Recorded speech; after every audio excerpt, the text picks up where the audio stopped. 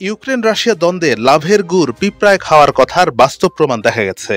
রাশিয়ার সম্পদ হলেও এই সম্পদের মুনাফা ভোগ করবে রাশিয়ার শত্রু ইউক্রেন। শিল্পোন্নত 7 দেশ G7 ইউক্রেনকে $5,000 কোটি ঋণ দিতে সম্মত হয়েছে, যা আসবে তাদের কাছে স্থগিত থাকা রুশ সম্পদের মুনাফা থেকে। এই ঋণ চলতি বছরের শেষ নাগাদ দেওয়া হবে। ইতালিতে শুরু হওয়া G7 শীর্ষ সম্মেলনের প্রথম দিনে এই সিদ্ধান্ত নেওয়া হয়।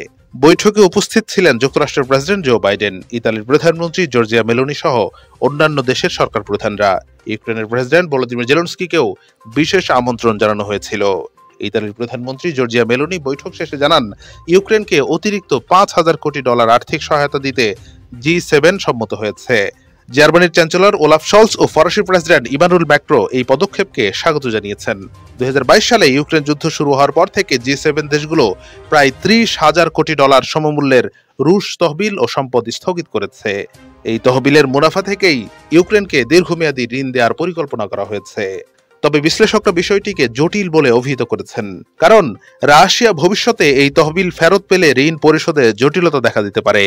রুশ পররাষ্ট্র মন্ত্রণালয়ের প্রতিনিধি মারিয়া জাখারোভা এই সিদ্ধান্তকে ইউরোপের জন্য বেদনাদায়ক হিসেবে হুঁশিয়ারি দিয়েছেন। পাল্টা পদক্ষেপ হিসেবে মস্কো এক্সচেঞ্জে ডলার ও ইউরোর লেনদেন বন্ধ করে দিয়েছে ভ্লাদিমির পুতিনের রাশিয়া।